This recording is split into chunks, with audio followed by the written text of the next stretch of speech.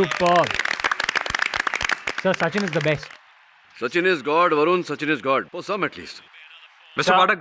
Sir, I'm 100% sure India जीतेगी. वैभव Sharma. Hi.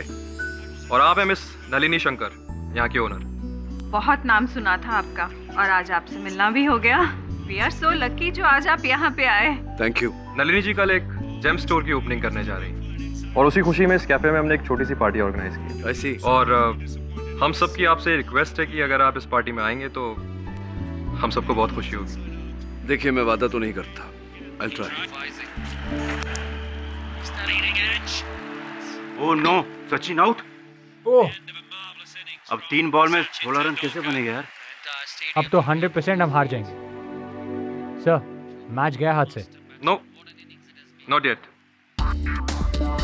Indian team का astrological number है 8 और 8 नंबर शनि का नंबर है और आज 8 में है। और ये जो बैट्समैन बैटिंग के लिए आ रहा है ये भी 8th प्लेसिंग का बैट्समैन है। जस्ट वेट, अभी फैसला किए देते हैं इंडियन क्रिकेट टीम की तकदीर का।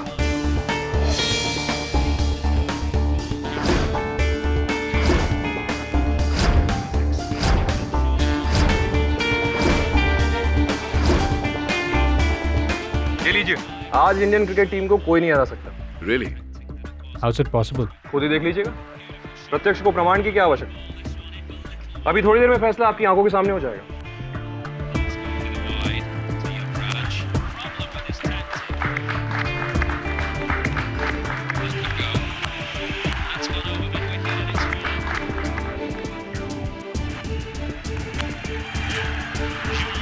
Superb.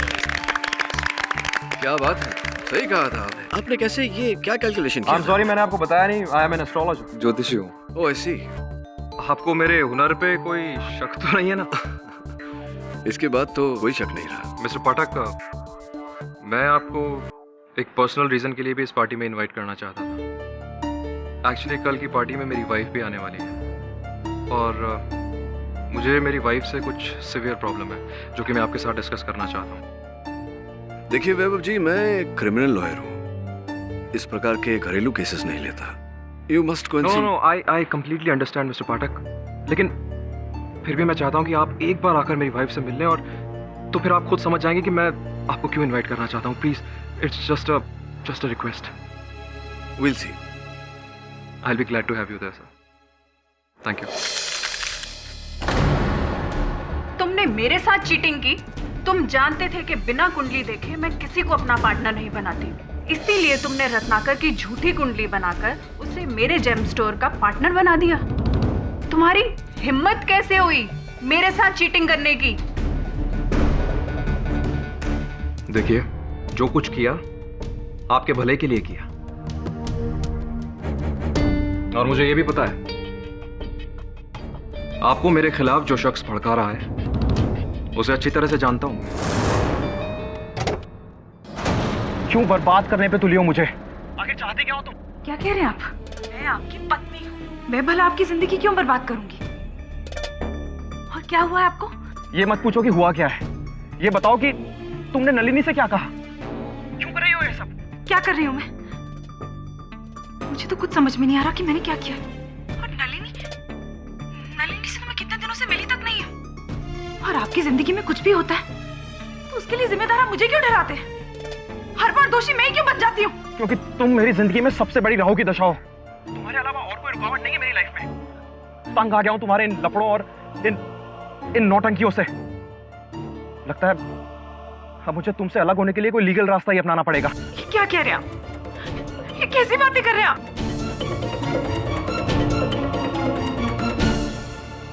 अगर अवनी ने नलिनी को कुछ नहीं बताया तो फिर कौन हो सकता है?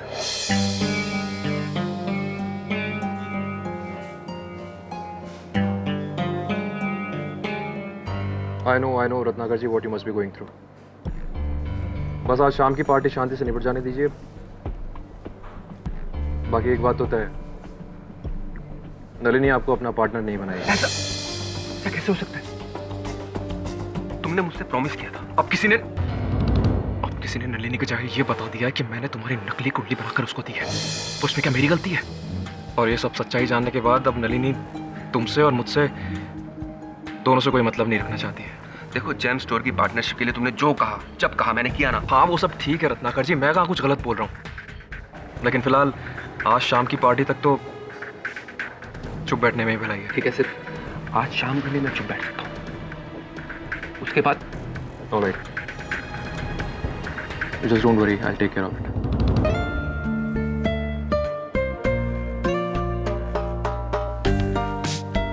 वेलकम मिस्टर पाठक, आइए आइए। हमें पूरा विश्वास था कि आप इस पार्टी में जरूर आएंगे और हमारे इस विश्वास को बनाए रखने का बहुत बहुत शुक्रिया। Thank you for having us here. आपको कुछ खास लोगों से मिलवाना है। रत्नाकर जी, आप हैं मिस्टर पाठक और मिस्टर रत्नाकर नलिनी जी के business manager. Come on, I show you something interesting. या एक्सक्यूज मी। एक आविष्कार, एक अद्भुत सॉफ्टवेयर जिसमें आपका प्लेस ऑफ बर्थ और डेट ऑफ बर्थ डालने पर आपकी पूरी कुंडली, भूत, वर्तमान और भविष्य सब सामने आ जाता है। साथ ही आपकी कुंडली के चार्ट के स्कैन होने पर ये कंप्यूटर आपकी पर्सनल डिटेल्स भी बता सकता है। ये रघु है मेरे असिस्टेंट और इस स्टोर के टेक्निकल मैनेजर भी, और नलिनी जी से तो आप मिल ही चुके हैं। Why don't you give it a shot? Please try. Varun, please fill in your personal details. I mean your place of birth, date of birth, name. एक बार आपने अपनी पर्सनल इंफॉर्मेशन इस सॉफ्टवेयर में फिल कर दी तो ये कंप्यूटर हमेशा उसे याद रखेगा और आपको समय समय पर यह बताता रहेगा कि आपको कब कौन सा जेम पहनना है। साथ ही हमारे जेम स्टोर के जितने भी मेंबर्स हैं उनकी इसी तरह से समय समय पर हम एस्ट्रोलॉजिकल हेल्प करते रहेंगे। और हमारे कैलकुलेशन के हिसाब से इस वक्त आपको एमरल्ड यानी पन्ना पहनना चाहिए। Excuse me mister Pathak, this is my wife Avni Sharma. And Avni, mister Pathak इस शहर के सबसे फेमस लॉयर।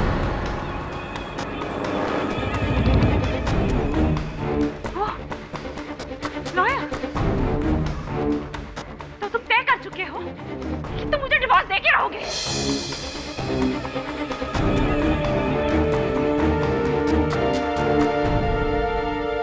ऐसी कोई बात नहीं है, मेरी बात मुझे तो लगा था तुम मुझे डराने के लिए धमकियां दे रहे हो, पर नहीं, तुम ऑलरेडी डिसाइड कर चुके हो कि तुम मुझसे छुटकारा पाना चाहते हो। अवनी ऐसा कुछ नहीं है, मेरी बात समझने की कोशिश करो, तुम गलत समझ रही हो। मुझे देखो, तुम लॉयर से मिल रहे हो, तुम मुझे छोड़ना चाहते हो। नहीं, मेरी बात सुनो, तमाशा मत करो, लोग देख रहे हैं। क्या सुनो? क्या सुनो? You are a cheater, cheater हो तुम। के बाद तुम्हारी शक्ल नहीं देखना चाहती मैं, नफरत करती हूँ तुमसे। अपनी शांत हो जाओ, लोग देख रहे हैं। शांत हो जाओ? क्यों शांत हो जाओ? असली शांति तो मुझे तब मिलेगी जब मैं तुम्हारी लाश देखूंगी, लाश देखूंगी तुम्हारी।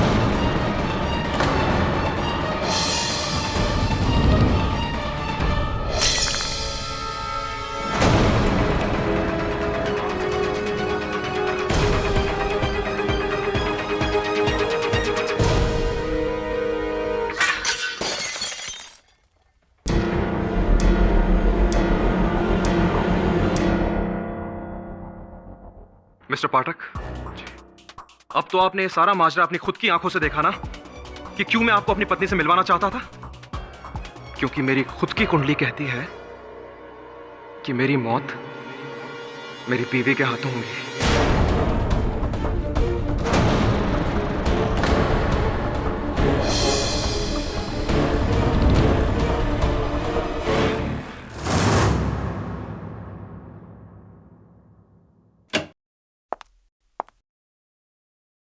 आइए आइए अवनी जी,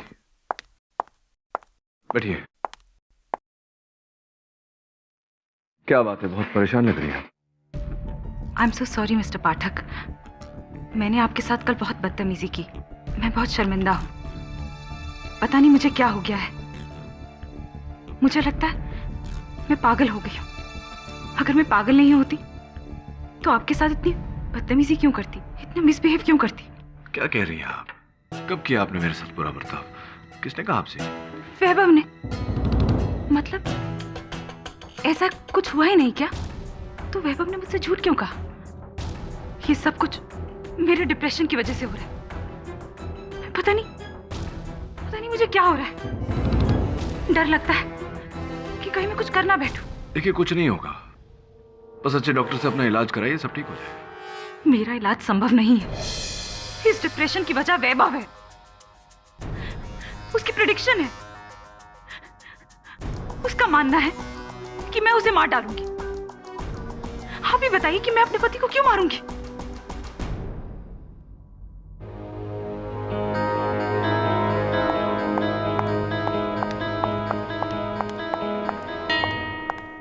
सर ये तो वैभव शर्मा की पत्नी थी ना?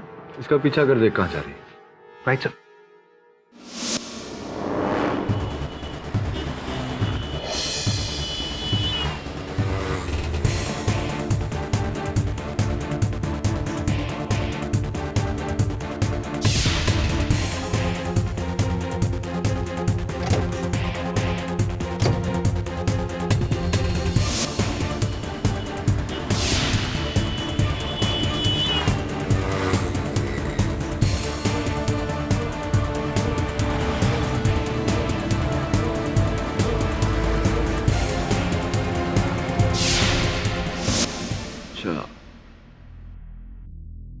वरुण, तेरी छानबीन से जो जानकारी प्राप्त हुई है उससे एक बात तो स्पष्ट है कि हाँ, दो तरफा आंख मिचौली का खेल खेला जा रहा है। एक तरफ वैभव अवनी को पागल करार देने की कोशिश कर रहा है, तो दूसरी तरफ अवनी भी संदेहजनक काम कर रही है।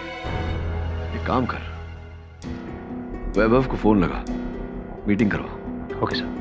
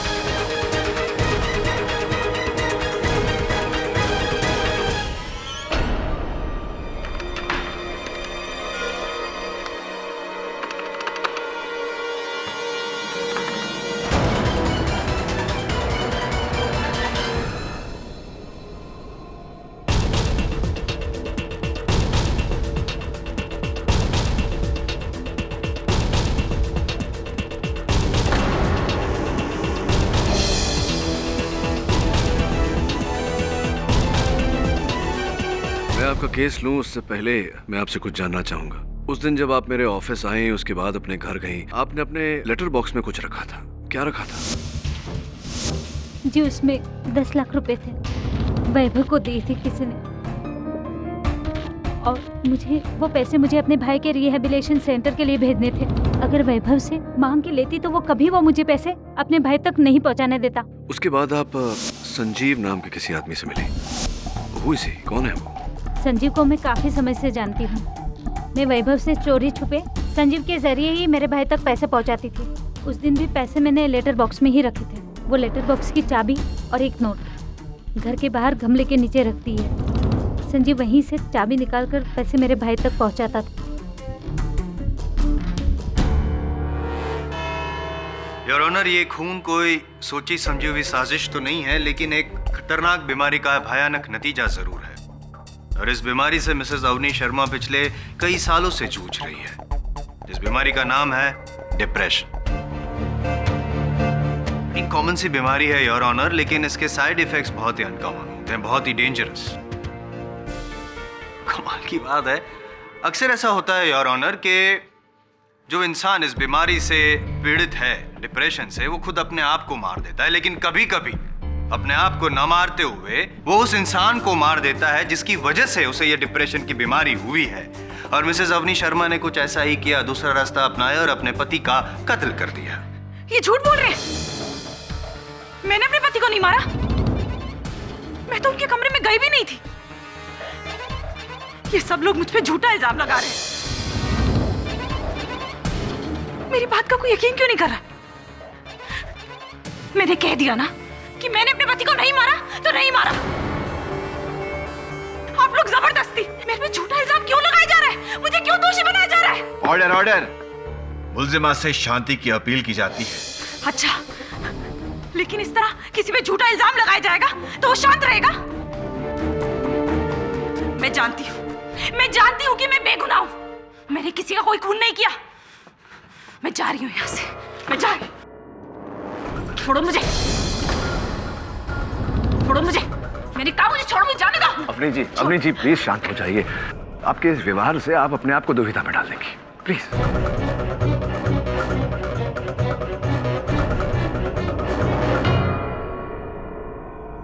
Please please.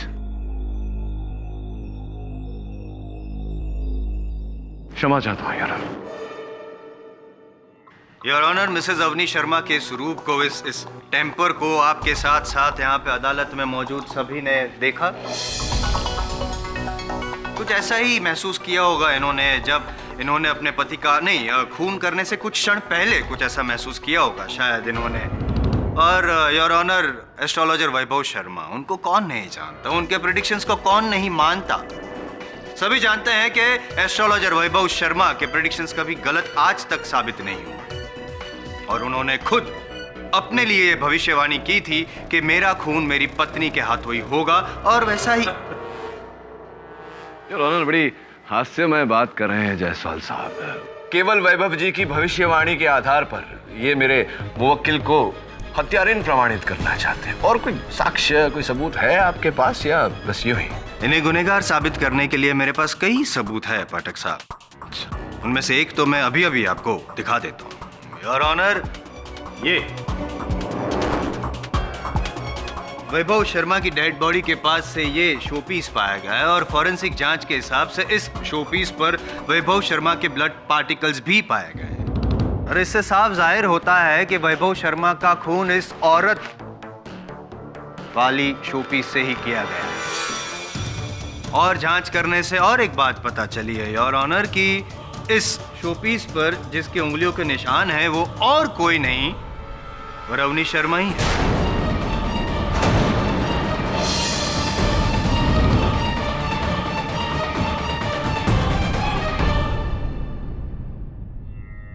अब भी कोई शक की गुंजाइश है आपको पाठक साहब? योर ऑनर, इससे तो साफ जाहिर हो जाता है कि वैभव शर्मा का खून मिसेस अवनी शर्मा ने डिप्रेशन की हालत में किया, और जब उनसे वो बर्दाश्त नहीं हुआ, जो उन्होंने खून किया तो वो बर्दाश्त नहीं हुआ, तो उनकी मानसिक स्थिति सही नहीं रही और वो वहीं पे बेहोश होकर गिर। और एक बात योर ऑनर, सबसे पहले मिसेस अवनी शर्मा को बेहोशी की हालत में जिस व्यक्ति ने देखा, अब मैं उस व्यक्ति को कटघरे में बुलाने की इजाजत चाहूंगा, और वो व्यक्ति और कोई नहीं, मिस्टर केडी पाठक ही।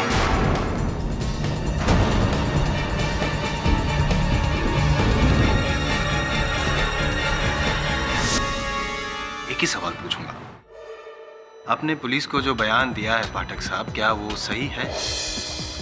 जी, सत्य है। सत्य है तो लगे तो और एक सवाल पूछ ही लूं। पूछिए। अवनी शर्मा को आपने वैभव शर्मा के मृत शरीर के पास बेहोश हालत में पाया, क्या ये भी सच है? जी, ये भी सत्य है।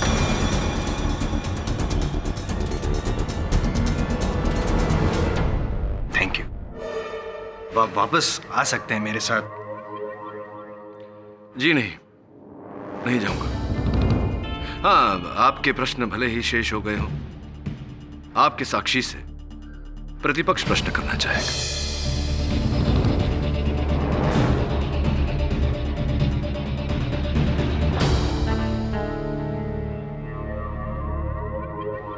वो डिप्रेशन और आप स्ट्रेस, लगता है आपकी मानसिक स्थिति भी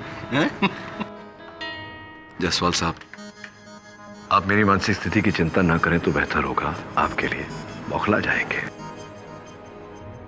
योर ऑनर, अभियोग पक्ष मुझे प्रत्युत्तर के अधिकार से वंचित नहीं कर सकता। मैं यहां इस समय अभियोग पक्ष के साक्षी के रूप में खड़ा हूं, पर मैं अवनी जी का वकील भी हूं। प्रतिपक्ष अभियोग पक्ष के साक्षी से प्रश्न करने की अनुमति चाहता है। अनुमति है। पहला प्रश्न योर ऑनर, कि अंततः क्यों केडी पाठक वैभव शर्मा जी के घर गए थे? उत्तर, कुछ समय से मुझे लग रहा था कि वैभव शर्मा और अवनी शर्मा के बीच के रिश्ते में तनाव बना हुआ है। दोनों एक दूसरे पर मानसिक बोझ बन रहे हैं। वैभव शर्मा जी अवनी जी को पागल करार देना चाह रहे हैं।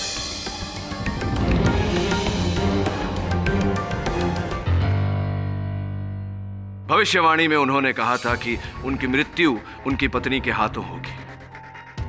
संभवतः यही कारण था योर ऑनर, अवनी जी के मानसिक ग्लानि का, इनके डिप्रेशन का, इनके अपने पति से भयभीत होने का। इस रिश्ते में अंततः क्या घटा, इस बारीकी को समझने के लिए मैं वैभव शर्मा जी के घर गया था। दूसरा प्रश्न योर ऑनर, जब केडी पाठक वैभव शर्मा जी के घर पहुंचे, सर्वप्रथम उन्होंने क्या देखा? उत्तर योर ऑनर, सर्वप्रथम मैंने किसी व्यक्ति को गाड़ी में बैठकर जाते हुए देखा।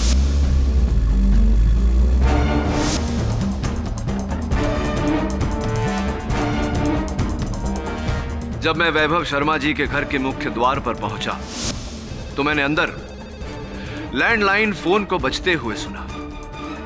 मैंने घर के अंदर प्रवेश किया।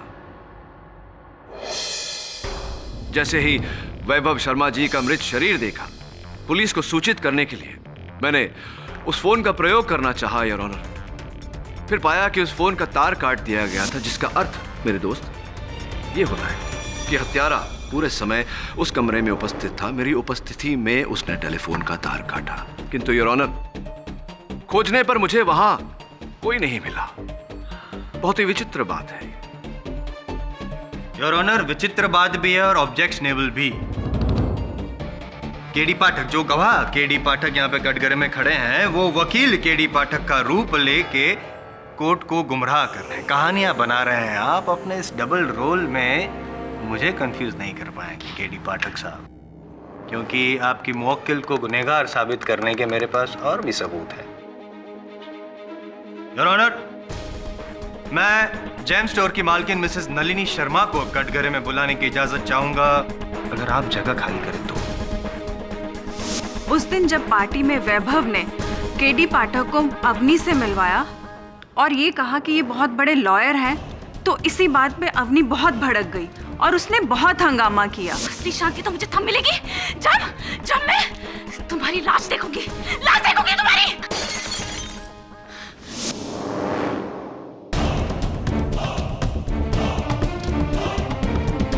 बल्कि योर ऑनर, सिर्फ देखी ही नहीं वैभव की लाश, लेकिन मिसेस अवनी शर्मा ने खुद वैभव को एक लाश में बदल दिया। ऑब्जेक्शन योर ऑनर, अभियोग पक्ष अनुचित शब्दों का प्रयोग करके अदालत की सोच बदलने का प्रयास कर रहे हैं। जरा आप सरकेंगे तो मैं आपको कौन रोक सकता है? हाँ नलिनी जी, वैभव जी ये काम करते थे आपके लिए? जी हाँ, लेकिन वो सिर्फ मेरे लिए ही नहीं, वो एक मैगजीन के लिए हॉरोस्कोप का कॉलम भी लिखते थे। राइट। अद्भुत बात तो ये है कि केवल उनकी ज्योतिष सलाह के लिए आप उन्हें प्रति माह 10 लाख रुपए चुकाती थी। इतने से काम के लिए कोई भला इतनी बड़ी रकम क्यों देगा? हाँ, यही तो सोच रहा था मैं, क्यों देगा? इनफैक्ट मुझे तो पार्टी के एक दिन पहले ही पता चला कि वो मुझे धोखा दे रहा था। किस प्रकार का धोखा दे रहे थे वो आपको? मैं अपना सारा काम हॉरोस्कोप देखकर ही करती हूँ और इसीलिए मैंने वैभव को अपने साथ रखा था। लेकिन वैभव ने रत्नाकर की नकली कुंडली बनाकर मुझे उसके साथ काम करने के लिए मजबूर कर दिया। और ये बात मुझे तभी पता चल गई थी कि वैभव ने रत्नाकर की गलत कुंडली मुझे दिखाई है और इसी बात को लेकर मैं उससे बहुत नाराज थी। फिर इस नाराजगी के चलते आपने क्या अगला कदम उठाया, क्या किया आपने? मैंने उसको अपनी पार्टनरशिप से बेदखल कर दिया, सिंपल। योर ऑनर, मैं रत्नाकर जी को कटघरे में बुलाने की अनुमति चाहता हूँ। अभी नलिनी जी ने अपने कथन में कहा कि आपने वैभव जी से गलत कुंडली बनवाकर भागीदारी की उनके व्यवसाय में। सच है ये बात? जी हाँ, सच है। क्या व्यक्तिगत लाभ था वैभव जी का ऐसा करने में? सिंपल सी बात है, सिर्फ पैसों के लिए। मैंने उस काम के लिए वैभव को 10 लाख रुपए दिए थे।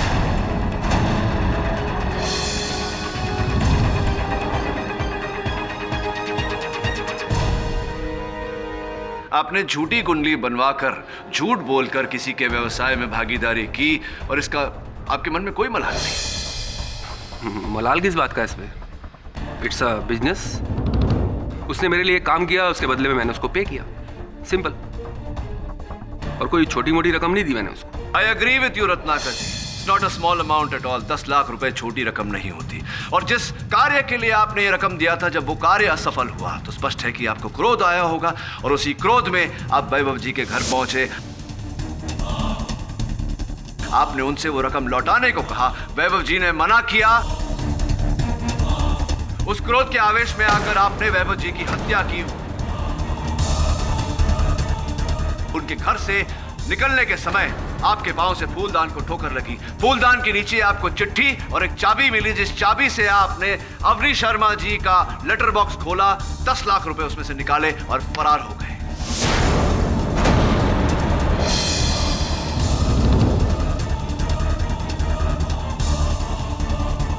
ये सरासर झूठ है। ये झूठ नहीं, यही सच है। अरे पाठक साहब, चिल्ला चिल्ला कर एक ही बात बार बार कहने से असत्य सत्य में बदल नहीं जाता। ऐसा ही कुछ आपने मुझे कभी कहा था। ये जो आपका तरीका है ना, गोल गोल घुमा के गुमराह करना गवाह को और सच उगलवा देना, ये स्टाइल पुराना हो गया। आपकी इस बात को साबित करने के लिए आपको सबूतों की भी आवश्यकता होगी, और आप जैसे काबिल वकील को यह समझाना जरूरी नहीं समझता मैं। अब आप बताइए कि क्या आपके पास कोई सबूत है? आवाज मैं भी ऊंची कर सकता हूं। है कोई सबूत? आपसे पूछ रहा हूं मैं। नहीं है, कोई सबूत नहीं है योर ऑनर, ये साबित करने के लिए कि रत्नाकर जी उस रात वैभव शर्मा के घर गए थे। लेकिन मेरे पास सबूत है। आपके मौकिल को गुनहगार साबित करने के कई सबूत है मेरे पास। और आप एक मिनट, जिस चाबी, जिस लेटर बॉक्स, जिस नोट की बात कर रहे हैं ना, वो चाबी रत्नाकर जी ले ही नहीं सकते हैं, क्योंकि उस चाबी का सिर्फ अवनी जी को और संजीव को पता था। That's it. Your honour, Sanjeev ji. जी, मैं जब वहां पहुंचा तो मुझे ना तो वहां पे कोई नोट मिला, ना ही कोई चाबी। ओह अच्छा अच्छा अच्छा। तो आपको नोट चाबी कुछ नहीं मिला, तो आपने मिसेज अवनी शर्मा को कांटेक्ट तो किया होगा? जी नहीं, मुझे अवनी जी ने कहा था मुझे अगर वहां गमले के नीचे कोई नोट ना मिले तो मैं चला जाऊं। और मैं जब वहां गया तो मुझे कुछ मिला ही नहीं, तो मैं वापस आ गया वहां से। योर ऑनर, ये आदमी झूठ बोल रहा है, सरासर झूठ बोल रहा है, क्योंकि ये मिसेज अवनी शर्मा का पार्टनर इन क्राइम है।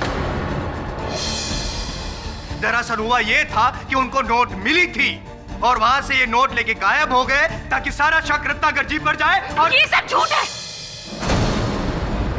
मुझ पर सरासर झूठा इल्जाम लगाया जा रहा है। मैं ना ही उन पैसों के बारे में, ना ही इस कत्ल के बारे में कुछ जानती हूँ। मैंने तो अपने भाई तक पैसे पहुंचाने के लिए वहां पैसे रखे थे, और लेटर बॉक्स की चाबी, और साथ में चिप बाहर गमले के नीचे। पर मुझे नहीं पता, मैं नहीं जानती कि वहां से पैसे कहां गायब हो गए।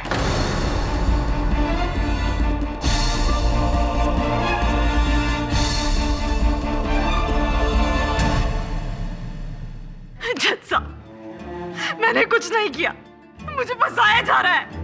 मैंने कुछ नहीं किया, मैं बेगुनाह हूं, मैंने कुछ नहीं किया।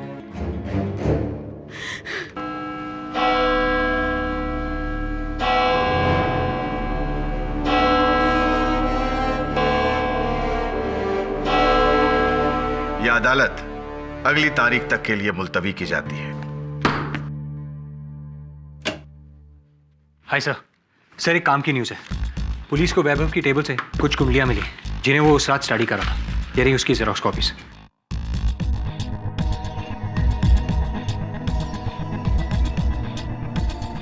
वरुण, किसी भी कुंडली पर व्यक्ति का नाम नहीं है, कैसे पता चलेगा किसकी कुंडली है?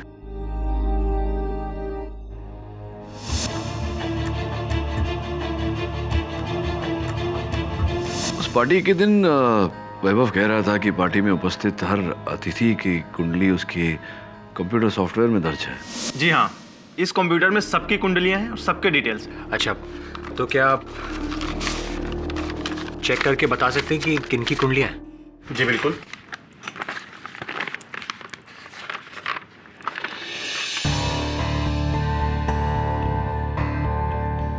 ये कुंडली मिस्टर केडी पाठक की है। ओके। ये नलिनी मैडम की कुंडली है। ये कुंडली रत्नाकर की है। ये कुंडली किसकी है ये कुछ पता नहीं लग पा रहा है। दरअसल इसके डिटेल्स हमारे डेटा से मैच नहीं हो रहे हैं, अनआइडेंटिफाइड है। क्या आप कुछ भी नहीं बता सकते इसके बारे में? कुछ भी? हाँ बता सकते हैं, मतलब जैसे कि जिसकी भी ये कुंडली है उसका नाम शायद वी से शुरू होना चाहिए। वी? नलिनी जी, मेरे उलझन का निवारण कीजिए। ये जो बताइए कि रत्नाकर की झूठी कुंडली मिलने के बाद जब आपका वैभव शर्मा के साथ कोई सरोकार ही नहीं रहा तो फिर उस रात आप उसके घर क्यों गई थी? नहीं, मैं उससे मिलने नहीं गई थी, पर हाँ मैंने उससे फोन जरूर किया था कि मैं उससे मिलने आ रही हूँ, लेकिन मैं उससे मिलने नहीं गई थी। मैं तो इसी बात से बहुत खुश थी कि वो रात भर बैठकर मेरी कुंडली देखता रहेगा, लेकिन मैं उससे मिलने नहीं जाऊंगी। पेचीदगी है आपकी बातों में। ये क्या तात्पर्य है आपके कहने का, इस बात का कि आप मिलने नहीं जाएंगी उन्हें, वो रात भर बैठ के आपकी कुंडली पढ़ता रहेगा? क्या ये उसकी आदत थी। जो भी उससे मिलने आने वाला होता था उससे पहले वो उसकी कुंडली देखता था।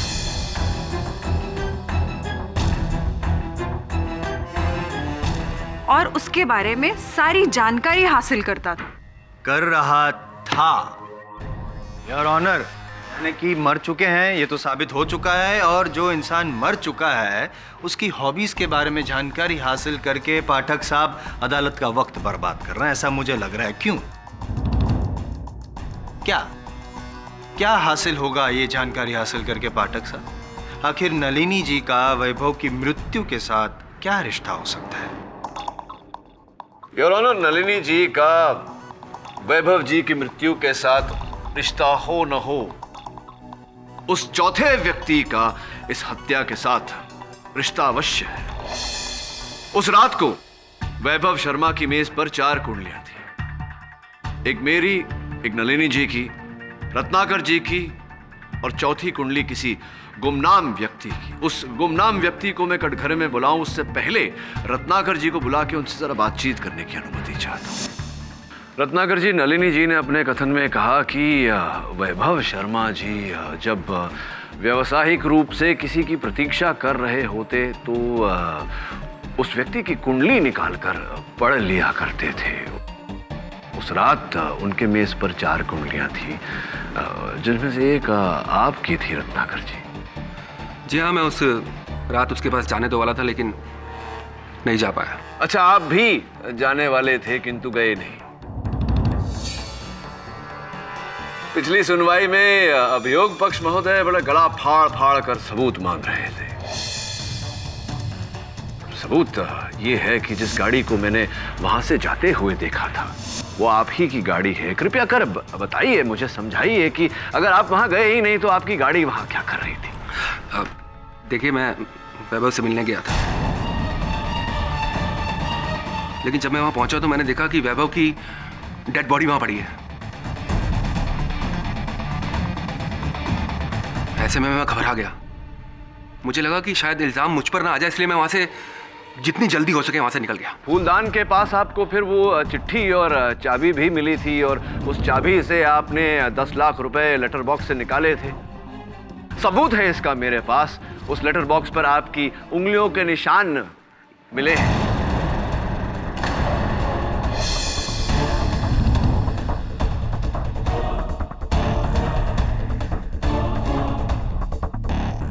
जी हाँ, मैंने वो पैसे लेटर बॉक्स से निकाले थे। वो मेरे पैसे थे, मैंने ले लिए तो क्या गलती की बताइए आप?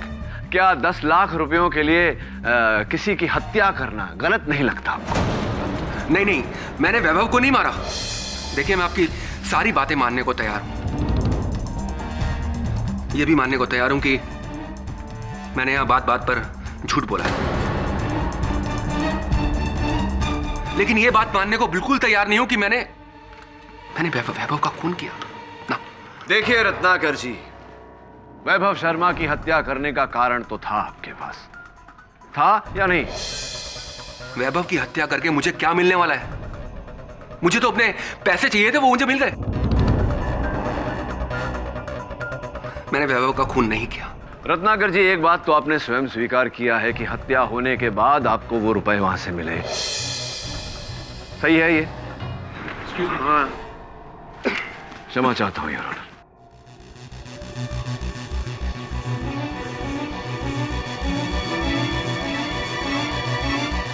योर ऑनर, इस केस में ये बात कई बार कही जा चुकी है। वैभव शर्मा जी की विशेष आदत, जिस व्यक्ति से उनका व्यावसायिक संपर्क होने वाला होता था, उस व्यक्ति की कुंडली निकालकर वो मेज पर रखकर पढ़ते थे। योर ऑनर, अदालत में ये बात भी कही जा चुकी है कि उस रात वैभव शर्मा जी की मेज पर 4 कुंडलियां रखी थी। एक मेरी, दूसरी नलिनी जी की, तीसरी रत्नाकर जी की और चौथी किसी गुमनाम व्यक्ति की। अब वैभव शर्मा जी तो रहे नहीं कि हमें बताएं कि वो चौथी कुंडली किसकी थी। मैं उनके सहायक रघु को कटघरे में बुलाकर ये इस बात की पुष्टि करना चाहूंगा। रघु जी, वो जब मेरे सहायक वरुण आपके स्टोर के कंप्यूटर पर ये 4 कुंडलियां मैच करवा रहे थे, तो 3 कुंडलियों की तो जानकारी मिल गई थी, मेरी, नलिनी जी की और रत्नाकर जी की। चौथी जो है उसकी जानकारी नहीं मिल पाई थी। दरअसल 3 कुंडलियों का रिकॉर्ड हमारे पास था, चौथे का नहीं था। चौथे का रिकॉर्ड आपके पास नहीं था, किंतु उसी कुंडली को नलिनी जी के कंप्यूटर पर जब हमने मैच करवाया तो उसके बारे में कुछ जानकारी प्राप्त हुई है हमें। जन्म दिनांक 9/12/1973, जन्म स्थान लखनऊ, जन्म का समय 2:35। क्या कहा था आपने मेरे सहायक वरुण से कि जिस व्यक्ति की ये कुंडली है उसका नाम व से शुरू होना चाहिए? जी। तो ये सब जानकारी पाकर अब क्या विचार उठ रहा है आपके मन में? किसकी हो सकती है ये कुंडली? कौन हो सकता है वो व्यक्ति जिसका नाम व से शुरू होता है? बड़ी दिलचस्प बात है कि ये सारी जानकारी आपकी है। आप 9/12/1973 को पैदा हुए थे लखनऊ में 2:35 पर। मिस्टर विजय रघु प्रसाद।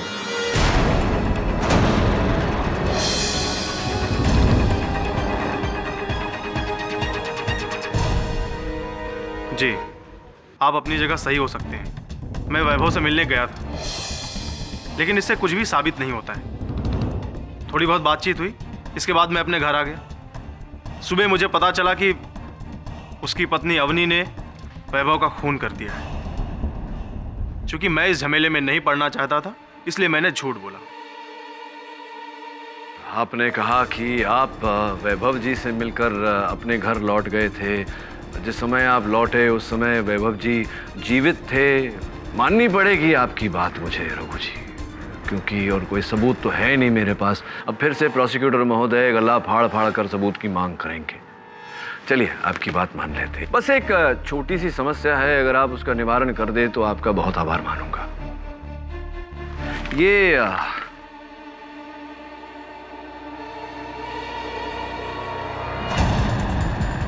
कमीज जिस पर यहाँ देख रहे हैं आप, किसी के लहू का अवशेष है, और इसकी फोरेंसिक्स ने जांच की तो पता लगा कि ये वैभव शर्मा जी का लहू है। और ये कमीज जो है, ये मेरे सहायक वरुण ने आपके घर से प्राप्त की। आपकी कमीज है, आपका लॉन्ड्री वाला भी यही कहता है।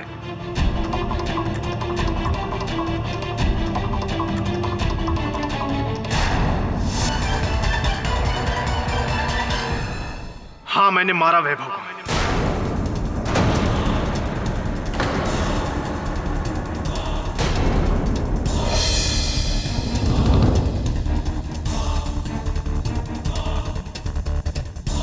सब कुछ मैंने किया, सॉफ्टवेयर मैंने बनाया, और वैभव का असिस्टेंट होने की वजह से सारा क्रेडिट ले जाता था वैभव।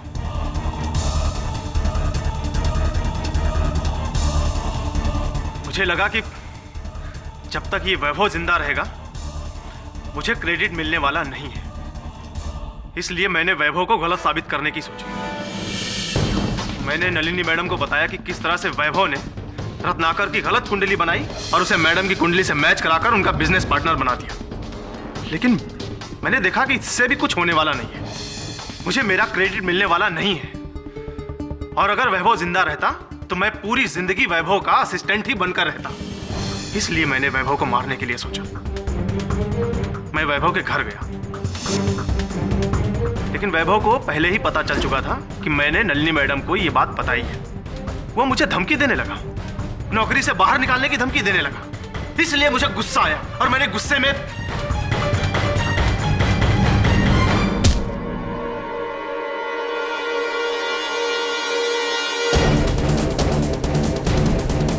और वो वहीं पर मर गया।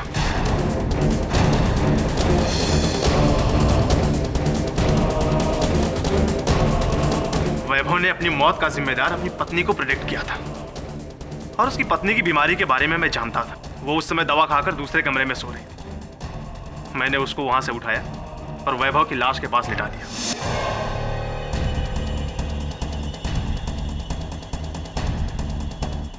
और उसकी उंगलियों के निशान मैंने ही इस मूर्ति पर लगाए। और फिर मैं वहां से भाग जाना चाहता था, लेकिन तब तक रत्नाकर वहां गया।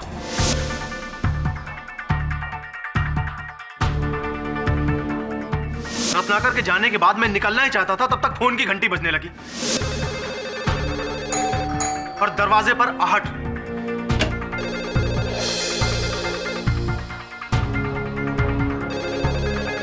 मैंने फोन का तार काट दिया। इसके बाद मैंने देखा कि केडी पाठक अंदर आए और फिर मौका पाते ही मैं भाग निकला। सॉफ्टवेयर से निकलकर बहुत हार्डवेयर में जाना पड़ेगा आपको। कारागार में रखो जी। तो डिफेंस रेस्ट चलो। तमाम गवाहों और सबूतों को मद्देनजर रखते हुए यह अदालत अवनी शर्मा को बाइज्जत बरी करती है और वैभव शर्मा के कत्ल के जुर्म में रघु प्रसाद पर मुकदमा चलाने का हुक्म देती है। The case is closed.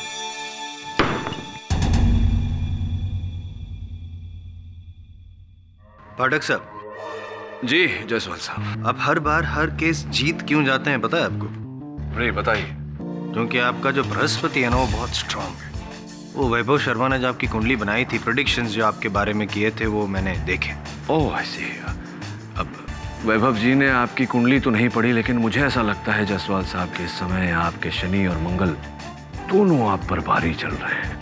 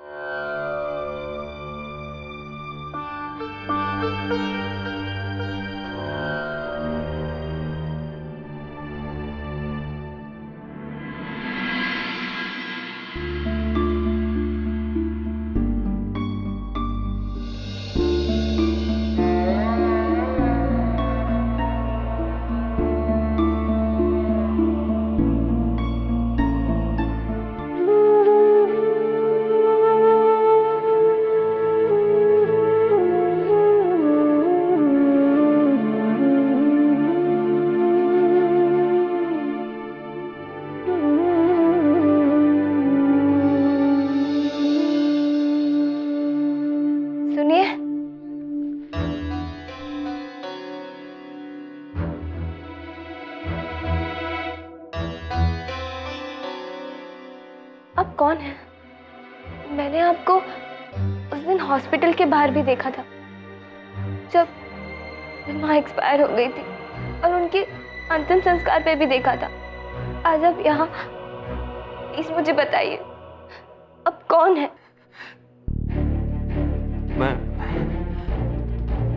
मैं तुम्हारा पापा हूँ। Your father. पापा? आप मेरे पापा हैं?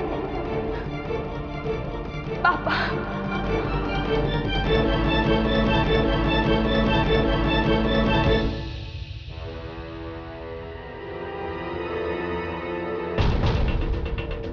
ये आदमी बलदेव नहीं हो सकता है। जरूर कोई फ्रॉड है जो पूजा का पिता बन के आया है ताकि उसकी सारी जायदाद पे अपना कब्जा जमा सके। पर ये फ्रॉड है या वाकई में पूजा का पिता है, इस बात का पता कैसे चलेगा? और बलदेव को कोई जानता है तो वो बड़े भाई साहब जोगिंदर जी, उन्हीं से पता करना पड़ेगा। पापा, मुझे आज तक नहीं समझ में आया, आखिर आप हमें छोड़कर क्यों चले गए थे? बेटा, हालात ही कुछ ऐसे हो गए थे कि मेरे पास इसके अलावा और कोई चारा नहीं था। लेकिन अब तो मैं वापस आ गया हूं ना। लेकिन अगर आप माँ के होते हुए आते तो उन्हें बहुत अच्छा लगता। वो आखिरी सांस तक सिर्फ आपको ही याद करती रही। लेकिन नानी आपसे बहुत नफरत करती थी। लेकिन माँ आपको हमेशा डिफेंड किया करती थी। वो कहती थी कि हर सिक्के के दो पहलू होते हैं और हमें दोनों पहलुओं को देखना चाहिए। बड़े मामा जी आए। मामा जी आए हैं।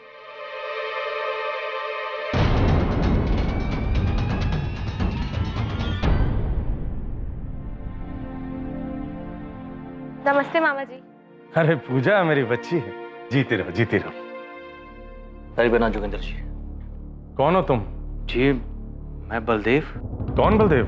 जी मैं बलदेव मेहता। नहीं नहीं, तुम बलदेव मेहता नहीं हो सकते। 18 साल के बाद आपसे मिल रहा हूं ना, तो शायद इसलिए आप मुझे पहचान नहीं रहे। पापा, मामा जी देख नहीं सकते। हाँ, 5 साल पहले एक एक्सीडेंट में मेरी आंखें चली गई थी। मैं देख नहीं सकता, मगर किसी की भी आवाज पहचान जरूर सकता हूँ। ये बलदेव मेहता की आवाज नहीं है। तुम बलदेव मेहता हो ही नहीं। मामा जी, आप ऐसा कैसे कह सकते हैं?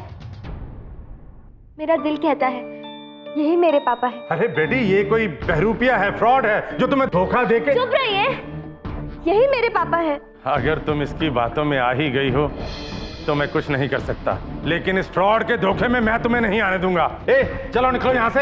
आई से गेट आउट। कहीं नहीं जाएंगे मेरे पापा। जाएंगे तो आप। मुझे पता है आप मेरी प्रॉपर्टी पर सांप बन के बैठे हुए हैं। मैं एक बार अपने पापा को खो चुकी हूँ, दोबारा नहीं खोना चाहती। अगर आपने मुझे मेरे पापा से अलग करने की कोशिश भी करी ना, तो याद रखिए मैं कुछ भी कर सकती हूँ।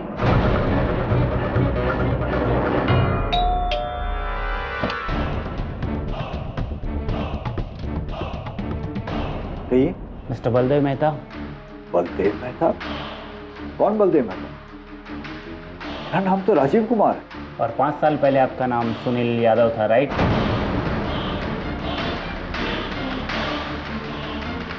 कौन हो? मैं कौन हूँ ये जानने से ज़्यादा ज़रूरी आपके लिए ये है कि आप कौन हैं। अगर आप अभी ये कहना चाहते हैं कि आप बलदेव मेहता नहीं हैं, तो फिर क्या आप इन्हें भी नहीं जानते?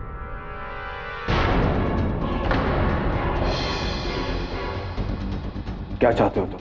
यही कि अपनी बेटी को एक फ्रॉड के हाथों से बचाइए और बेंगलोर से मुंबई वापस चलिए। असली पिता कौन, बलदेव 1 या बलदेव 2? ये पूजा मल्होत्रा की जिंदगी में भी अजीब समय चल रहा है। सर, 18 साल बाद उसके पिता लौटते हैं, वो भी एक नहीं 2। हाँ, किंतु उसके मामा जोगिंदर मल्होत्रा का कहना है कि वो बलदेव जो बेंगलोर में रहता था वही उसका असली पिता है। और पूजा का मानना है कि जो बलदेव उसके साथ रहते हैं वही उसके असली पिता है। हाँ, विचित्र बुद्धि है। अरे राघव, राघव,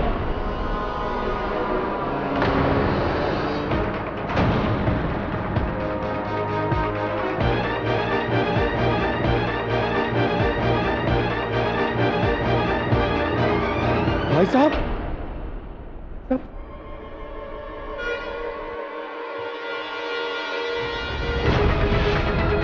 राघव,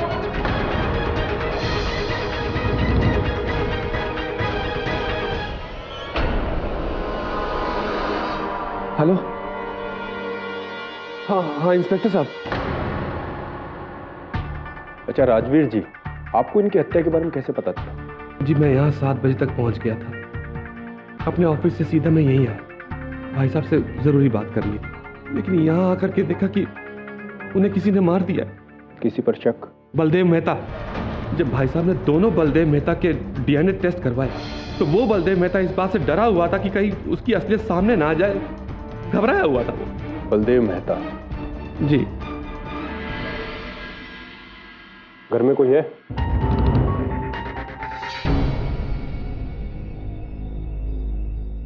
यस।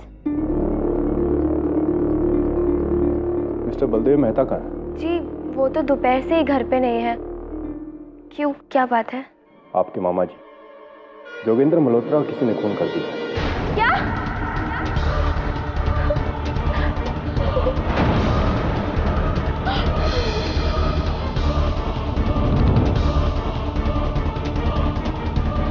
आप आज शाम 6 से 7 के बीच कहाँ थी?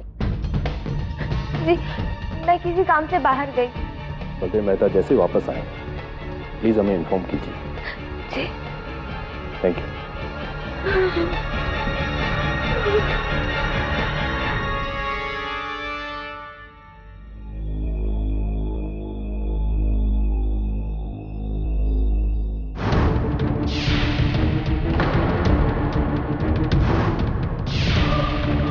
पूजा को बुलाकर लाओ।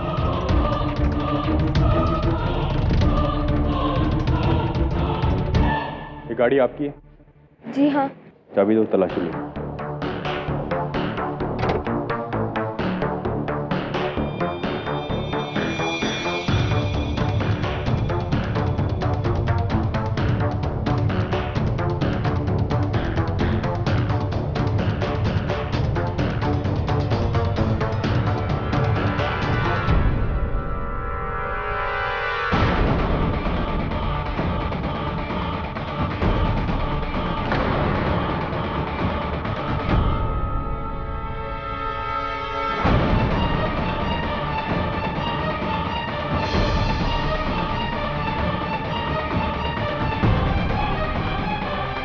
बलदेव मेहता जी, आजकल आपकी तस्वीर समेत अखबार में बड़ी खबर भी छप रही है। फिर तो आपने आज का न्यूज़पेपर भी पढ़ा होगा। जी। जोगेंद्र मल्होत्रा के कत्ल के इल्जाम में पुलिस ने पूजा को अरेस्ट किया। भला वो अपने ही मामा जी का कत्ल क्यों करेगी?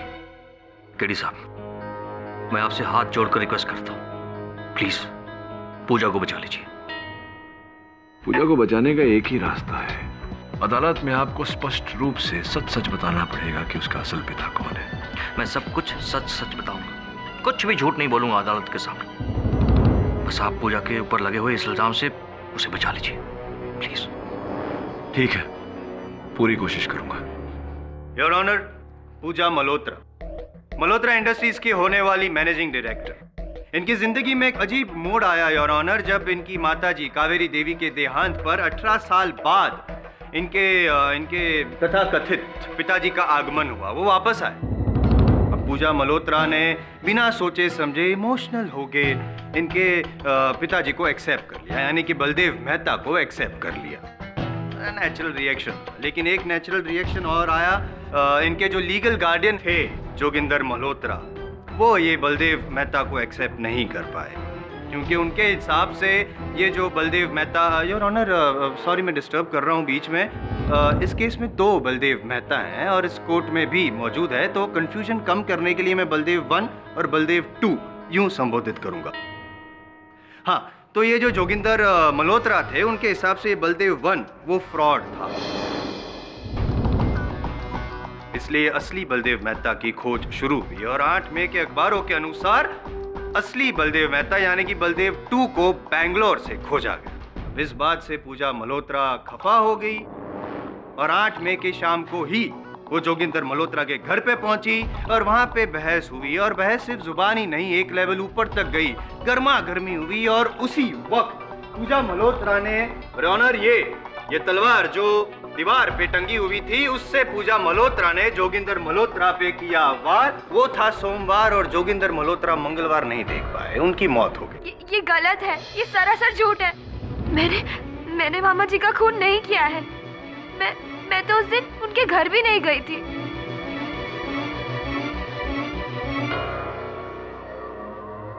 आप झूठ बोल रही हैं, ये आपको पता है? मुझे पता है। छोड़िए, क्या आप ये बात जानती थी, आपको पता था कि आपके मामा जी जोगिंदर मल्होत्रा जी उस बलदेव मेहता को फ्रॉड मानते थे? आप इस बात से भी नाराज थी कि आपके मामा जी ने बलदेव नंबर 1 और बलदेव नंबर 2 दोनों का DNA टेस्ट करवाया? हाँ, मैं मानती हूँ कि मैं इन सब चीजों की वजह से उनसे नाराज जरूर थी, पर इसका मतलब ये नहीं है कि मैंने उनका खून किया है। तो फिर ऐसा कैसे हो गया कि आपकी गाड़ी की डिक्की में वो तलवार वो वहाँ पे कैसे बरामद होगी? मुझे इसके बारे में कुछ भी नहीं मालूम है। योर ऑनर, सच क्या है झूठ क्या है ये साबित करने के लिए मैं इंस्पेक्टर दवे को कटघरे में बुलाने की इजाजत चाहूँ। योर ऑनर, 8 मई की शाम करीब 7 बजे राजवीर मल्होत्रा ने फोन करके हमें जोगेंद्र मल्होत्रा के मर्डर की खबर दी। मैं अपनी टीम के साथ जोगेंद्र मल्होत्रा के बैंड्रा वाले बंगले पर पहुंचा। वहां हमें उनकी लाश मिली। खून शोपीस की एक तलवार से हुआ है।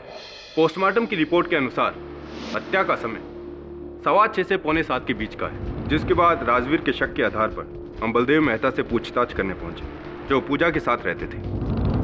वो तो वहां नहीं मिले, लेकिन पूजा की कार की डिक्की से हमें ये तलवार बरामद हुई। इंस्पेक्टर दवे, कृपया कर अदालत को बताइए कि इस तलवार पर, इस हत्या शस्त्र पर क्या किसी की उंगलियों के निशान मिले हैं, विशेषकर पूजा के? जी नहीं, इस तलवार पर किसी की उंगलियों के निशान नहीं। तो फिर किस आधार पर हम ये कह रहे हैं कि पूजा ने इस तलवार से जोगिंदर जी की हत्या की? पहला तो ये कि पूजा की कार की डिक्की से ये तलवार बरामद हुई, और दूसरा जोगिंदर जी के घर पर पूजा की उंगलियों के निशान मिले हैं। पाठक साहब जी, पूजा मल्होत्रा का ये बयान कि वो जोगिंदर मल्होत्रा के घर पे गई नहीं थी, वो तो सरासर झूठ निकला। अब 8 तारीख को वो शाम को जोगिंदर मल्होत्रा के घर पे गई थी और पूरी प्लानिंग के साथ गई थी। ये साबित करने के लिए योर ऑनर मैं बुलाना चाहूंगा अपना अगला गवाह, जोगिंदर मल्होत्रा का domestic help Raghav ji.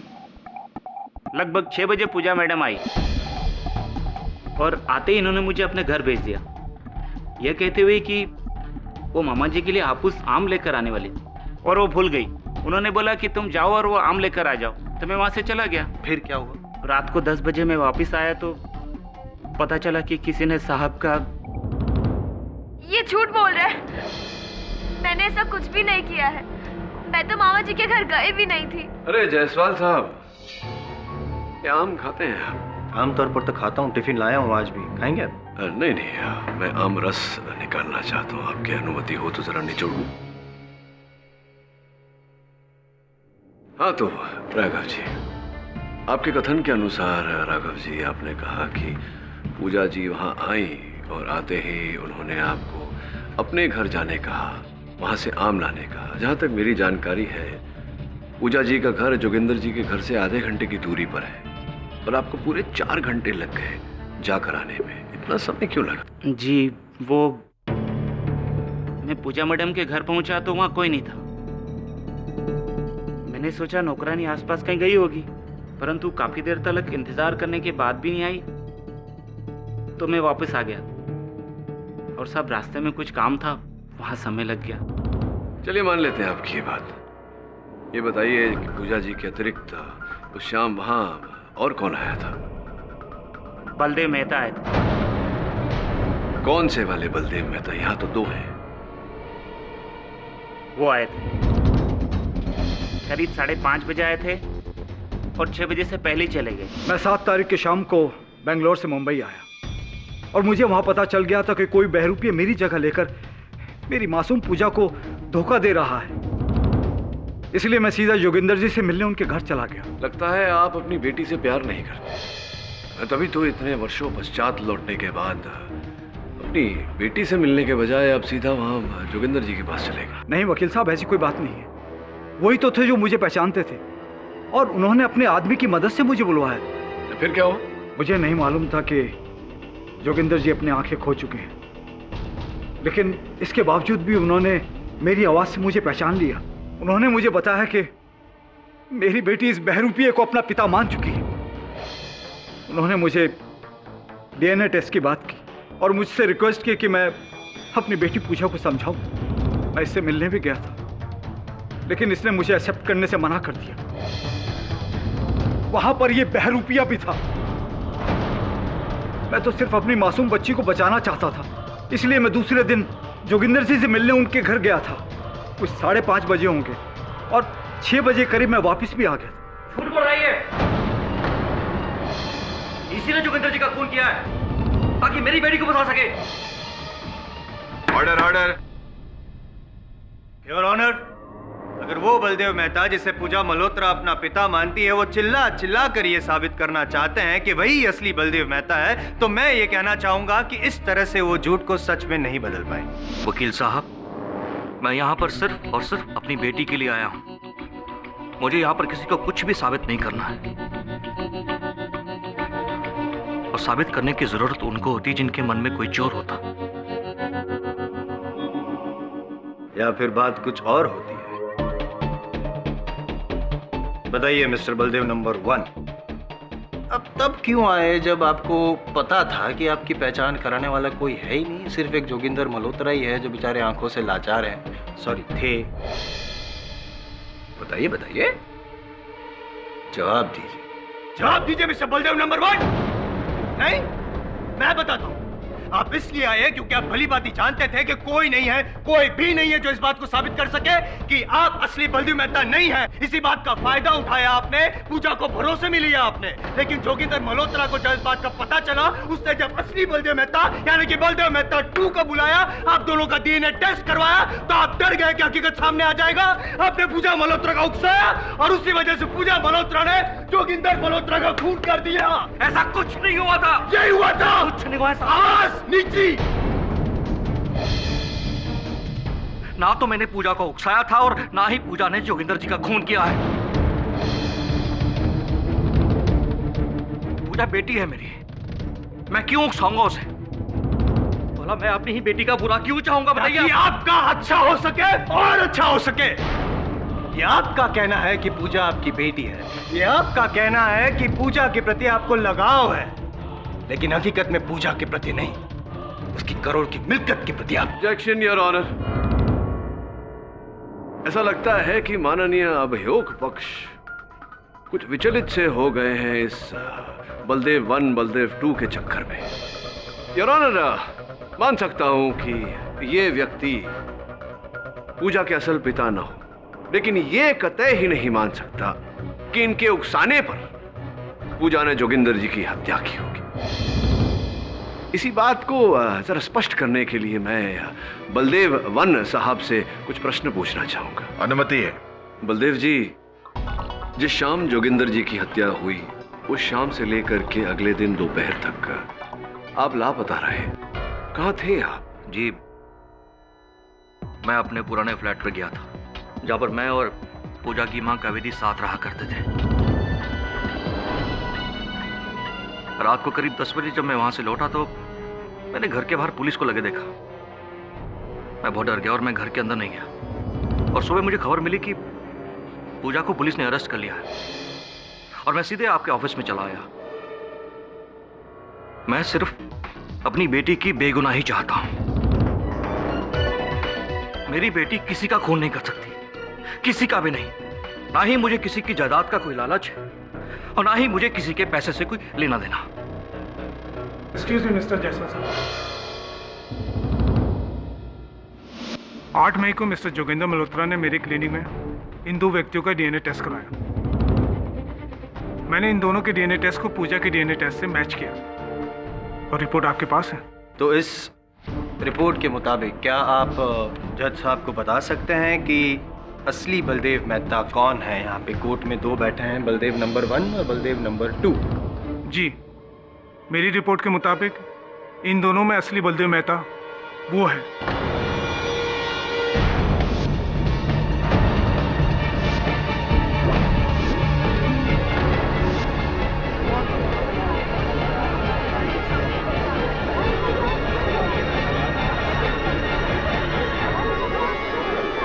Order order, silence please.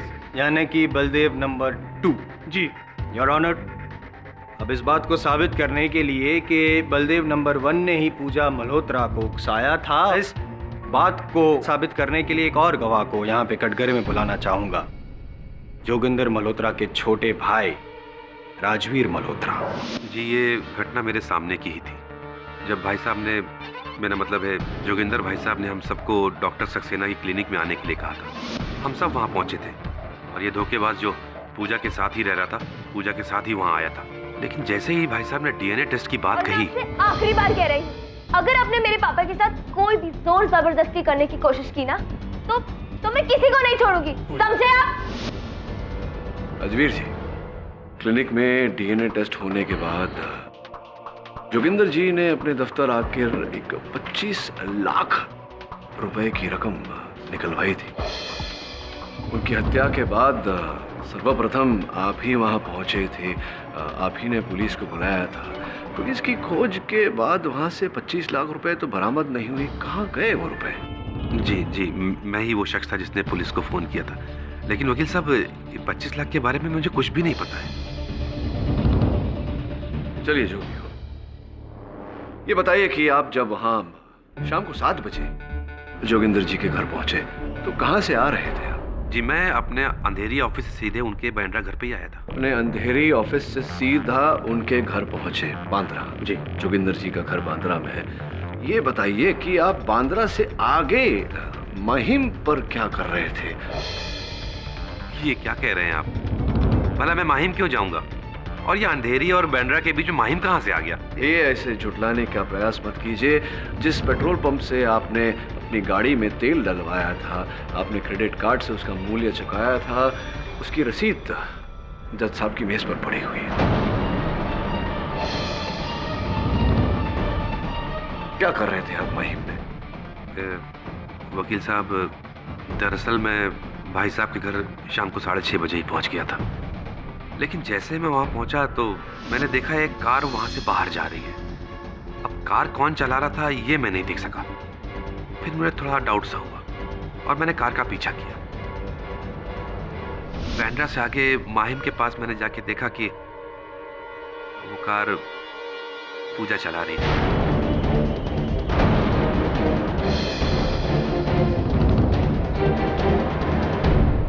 मैं वहीं रुक गया और पेट्रोल डलवा के वापस भाई साहब के घर पे आ गया। लेकिन जब मैं अंदर कमरे में गया तो देखा कि भाई साहब की मौत हो चुकी है। Thank you mister Pathak. My name आप सीनियर नहीं, मतलब जूनियर्स की कितनी मदद करते हैं आप। Thank you so much. क्या है कि जब, अगर आपको याद हो कि जब केस शुरू हुआ था ये वाला, तब पूजा मल्होत्रा ने ये कहा था कि वो तो कभी जोगिंदर मल्होत्रा के घर पे गई नहीं। अगर गई ही नहीं थी तो फिर मिस्टर राजवीर ने उनको वहां पे देखा कैसे?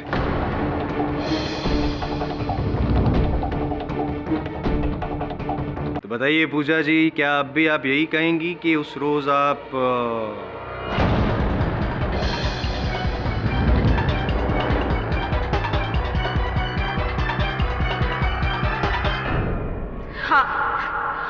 हाँ, मैं मामा जी के घर शाम के 6 बजे गई।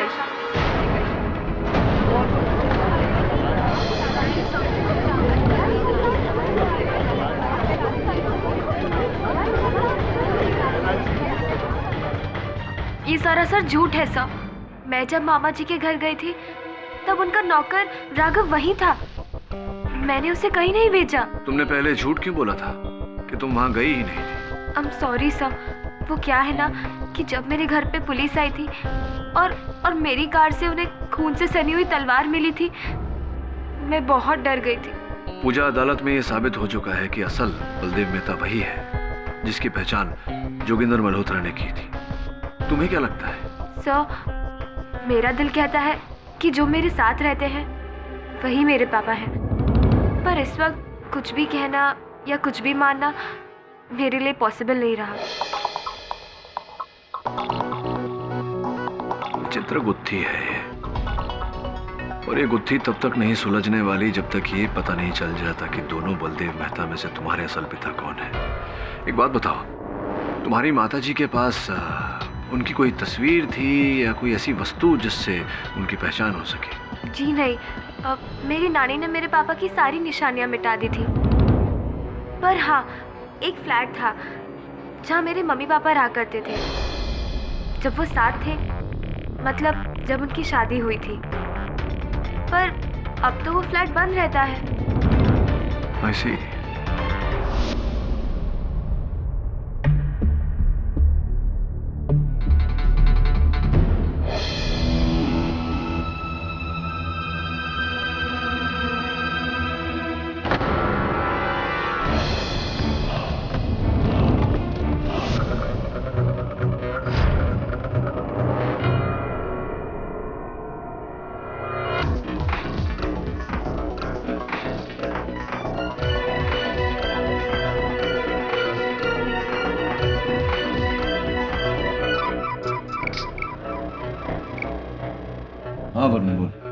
Good, well done. एक और काम कर।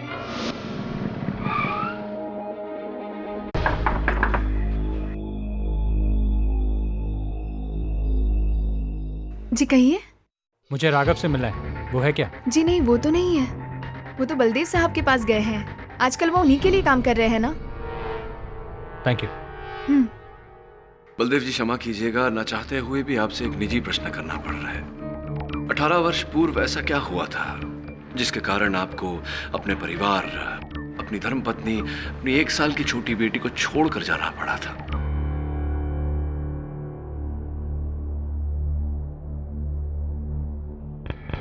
कावेरी के घर वाले मुझे पसंद नहीं करते थे।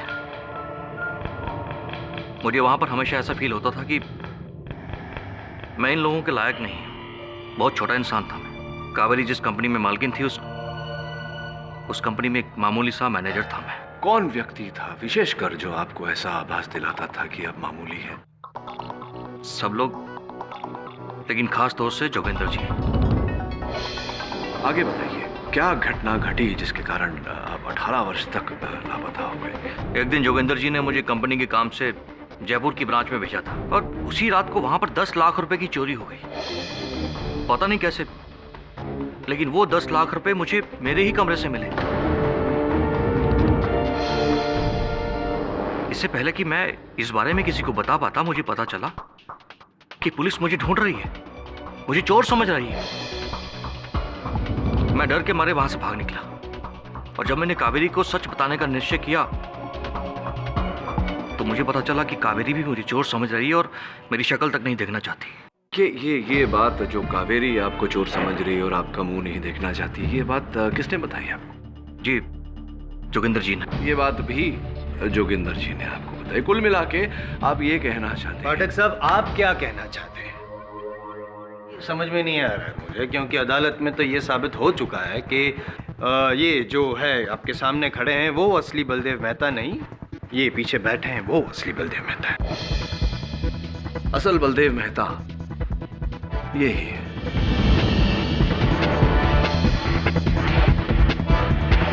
यानी कि योर ऑनर, माननीय बचाव पक्ष महोदय अब डीएनए रिपोर्ट्स को भी झुठला रहे हैं। डीएनए रिपोर्ट पर भी चर्चा होगी मेरे दोस्त धीरज सर। बलदेव जी, कृपया कर अदालत को बताइए कि इस पुस्तक को जानते हैं आप, पहचानते हैं? जी हाँ, अच्छी तरह से। ये किताब मैंने कावेरी को दी थी। इस पर मैंने विद लव के साथ साथ अपना नाम भी लिखा था। Your honour, with love and due respect to mister Pathak, मैं ये कहना चाहूंगा कि वे अदालत का टाइम वेस्ट कर रहे हैं। छोड़िए ना ये सब लव रोमांस वगैरह की बातें, सीधे सीधे जल्दी बता दीजिए ना कि क्या आप साबित क्या करना चाहते हैं? जैसी आपकी आज्ञा जायसवाल साहब। योर ऑनर, मैं केवल इतना साबित करना चाहता हूं कि ये जो व्यक्ति कटघरे में इस समय खड़े हैं ये ही असल बलदेव मेहता है। ये पुस्तक इन्होंने अपनी पत्नी कावेरी को भेंट के रूप में दी थी और इस पर जो इनकी लिखावट है उसकी जांच और उसकी पुष्टि हैंडराइटिंग एक्सपर्ट्स कर चुके हैं। रिपोर्ट आपके मेज पर है। और जरा घूमिए ना। यह व्यक्ति जिसे आप इतने जोशो खरोश से बलदेव मेहता कह रहे हैं, वास्तविकता में इनका नाम विजय विश्वकर्मा है।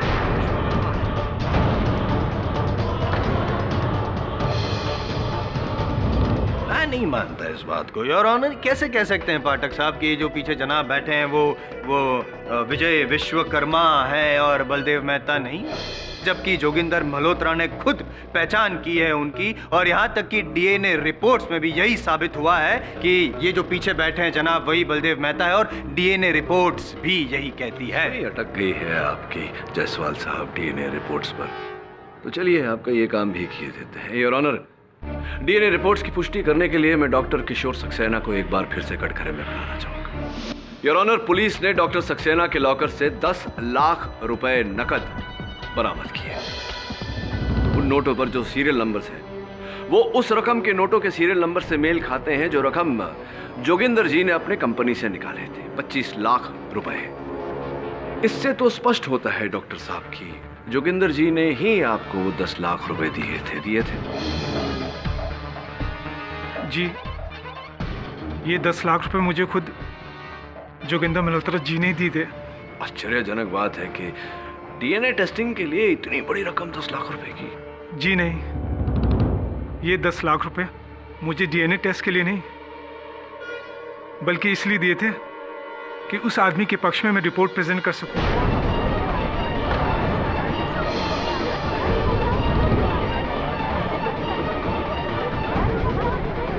वकील साहब, यह आदमी झूठ बोल रहा है। अरे भला जोगिंदर जी किसी को रिश्वत क्यों देंगे? लगता है किसी ने इसे झूठ बोलने के लिए मजबूर किया है। तो आइए, आप आकर सत्य बोलिए। क्यों आप हम सबको कष्ट दे रहे हैं, अदालत का समय व्यर्थ कर रहे हैं? मान जाइए कि आप बलदेव मेहता नहीं, विजय विश्वकर्मा हैं। वकील साहब, ये आप क्या कह रहे हैं, मेरी समझ में कुछ नहीं आ रहा। अरे मैं ये क्या विजय विश्वकर्मा नाम के किसी आदमी को नहीं जानता हूँ। मैं समझ गया कि आप यूं नहीं मानेंगे, मुझे साबित करना ही पड़ेगा। जोगिंदर मल्होत्रा जी के घर मुझे एक फोटो एल्बम मिला, उसमें बहुत ही दिलचस्प तस्वीर मुझे मिली।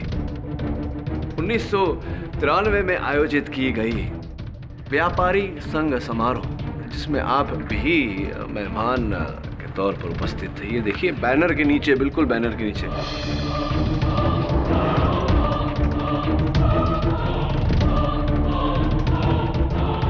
आप ही है ना? नहीं। योर ऑनर, मैं चाहता हूं कि आप गौर से इस तस्वीर को देखिए।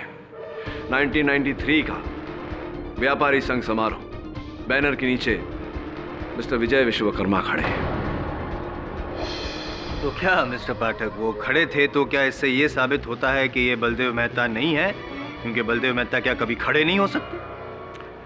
योर ऑनर, मैं जानता था कि मेरे होनहार मित्र ये प्रश्न अवश्य उठाएंगे, इसलिए मैंने 1993 में रखी गई व्यापारी संघ समारोह की छानबीन की इंटरनेट पे, तो नाम समेत इनकी छवि भाई मिस्टर विजय विश्वकर्मा।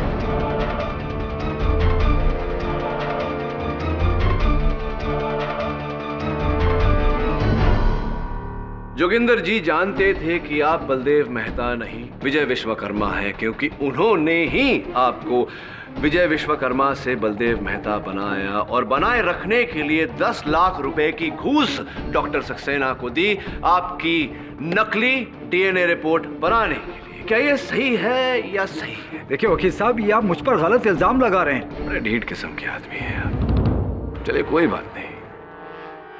वरुण,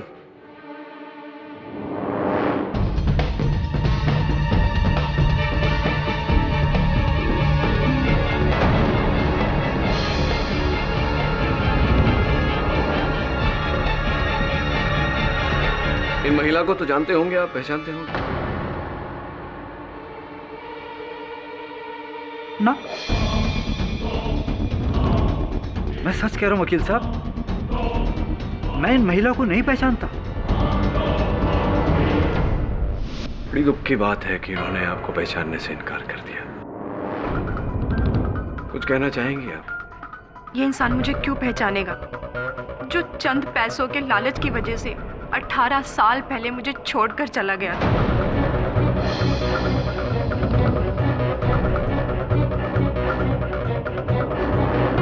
और कभी इन्होंने पलटकर ये तक जानने की कोशिश नहीं की कि मैं कैसी हूँ, कहाँ हूँ, किस हाल में हूँ, जिंदा भी हूँ या मर गई। तो ये देखिए हमारे शादी के कुछ फोटोग्राफ्स। क्या ये इंसान इन्हें भी झुठला देगा?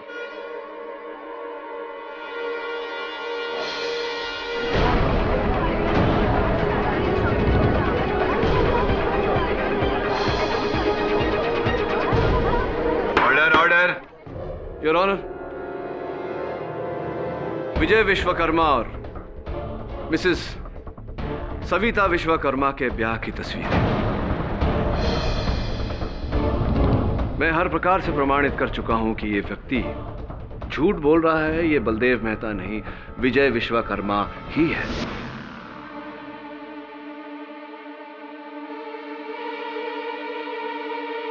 हाँ, ये सच है कि मैं ही विजय विश्वकर्मा।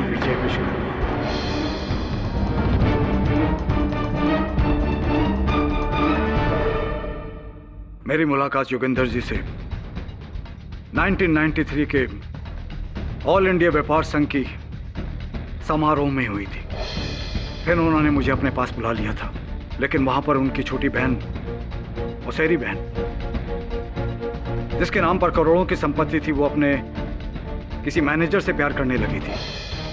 बलदेव मेहता नाम था उसका, और बाद में उन्होंने शादी भी कर ली थी।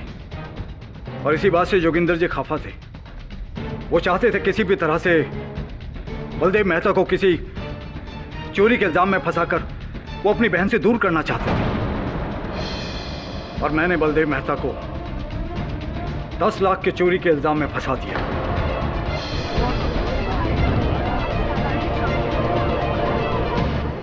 जोगिंदर जी ने बलदेव मेहता से कहा कि उनकी बहन को उसकी चोरी का पता चल गया है और वो भी उन्हें चोर समझती है, और वो सारी जिंदगी उसका मुंह नहीं देखना चाहती।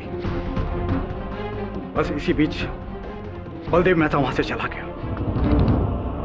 ये बताइए, जोगिंदर जी तो स्वयं आपको लेकर आए थे, इस जाल में उन्होंने स्वयं आपको शामिल किया था, और आपको बलदेव मेहता साबित करने के लिए उन्होंने ही प्रयास किया था। यहां तक कि 10 लाख रुपए की रिश्वत देकर आपके समर्थन में उन्होंने वो जाली डीएनए रिपोर्ट भी बनाया।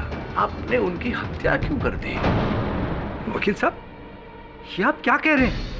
अरे मैं जोगिंदर जी का खून क्यों करूंगा? और राघव ने तो आपको बता दिया कि मैं तो हाँ, याद है मुझे, याद है मिस्टर विश्वकर्मा।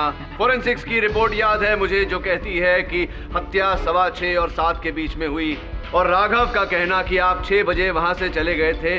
सिर्फ ये बताइए कि जोगिंदर जी के स्वर्ग सिधारने के बाद राघव को क्या लालच मिली कि वो आपके साथ काम करने लगा?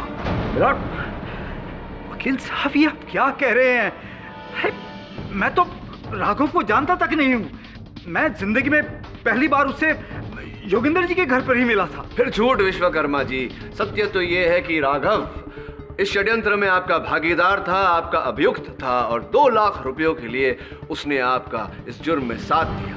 ये आप झूठ कह रहे हैं, आप मुझे फंसाने की कोशिश कर रहे हैं। मैं क्या फंसाऊंगा आपको विश्वकर्मा जी, आप तो स्वयं फंस चुके हैं, क्योंकि आपके राघव ने, आपके अभियुक्त ने पुलिस को अपना बयान दिया, जिसमें उसने अपना जुर्म कबूल किया है और आपका नाम भी लिया है। इंस्पेक्टर दवे, आइए।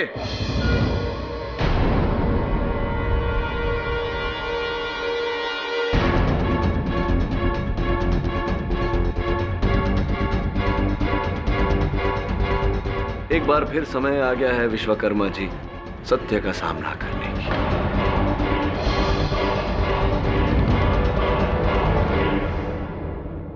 साथ नहीं दे रहा था वो, इस्तेमाल कर रहा था वो मेरा। हाँ, मुझे पैसे दे रहा था, लेकिन कितने? मुझे वो ताने चुका रहा था और खुद लाखों अरबों की दौलत पे ऐश कर रहा था वो। मुझे क्या मिला? क्या मिला मुझे? नाम बदलकर सारे शहरों में भटकना, अपने परिवार को छोड़ा सिर्फ उसके कहने पर। जब मुझे पता चला कि योगिंदर अब फिर फंस गया है, उसे मेरी सख्त जरूरत है, अब मैंने सोचा कि मैं उसका इस्तेमाल करूंगा। अब जब उसने सब लोगों के सामने, मीडिया के सामने मुझे पहचान लिया था, जब उसने मुझे असली बलदेव मेहता साबित करने के लिए, मेरी नकली डीएनए रिपोर्ट बनाने के लिए उसने डॉक्टर को रिश्वत दी, तब मुझे लगा कि अब मेरा कोई कुछ नहीं बिगाड़ सकता। अब सब कुछ मेरा है, हम मुझे कहीं भागने की जरूरत नहीं है। अगर कोई मेरी सच्चाई जानता है तो वो है जोगिंदर मल्होत्रा। मैंने सोचा क्यों न इसी को खत्म कर दिया जाए। फिर तो पूजा की सारी दौलत मेरी होगी, मेरी। मैंने पूजा के जाने के बाद राजवीर को उसके पीछे जाते हुए देखा। तब मैं जोगिंदर मल्होत्रा के घर पे गया। जोगिंदर मल्होत्रा अंधे थे, वो आते हुए मुझे नहीं देख पाए और तब मैंने उन्हीं के घर में लटकी हुई तलवार से उनको मार डाला।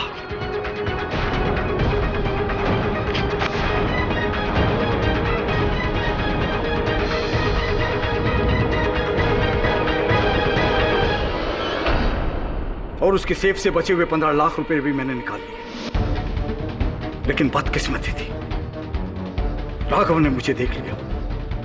लेकिन मैंने राघव को समझाया और 2 लाख रुपए देकर उसे मुंह बंद करने के लिए कहा।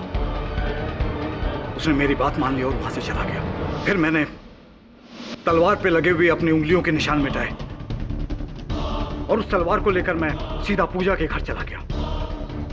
वहां उसकी कार खड़ी देखी और उसकी डिग्गी में जाकर मैंने वो तलवार रख दी।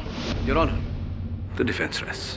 यह अदालत विजय विश्वकर्मा पर कत्ल और धोखाधड़ी के इल्जाम में केस चलाने का हुक्म देती है और साथ ही साथ राघव शास्त्री को भी गिरफ्तार करने का हुक्म देती है, जिसने इस गुनाह में इसका साथ दिया। और यह अदालत पूजा मल्होत्रा को बाइज्जत बरी करती है।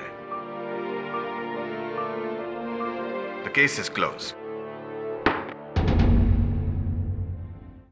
और भी दिलचस्प कहानी देखने के लिए हमारे चैनल को सब्सक्राइब करें और बेल आइकॉन दबाना न भूलें।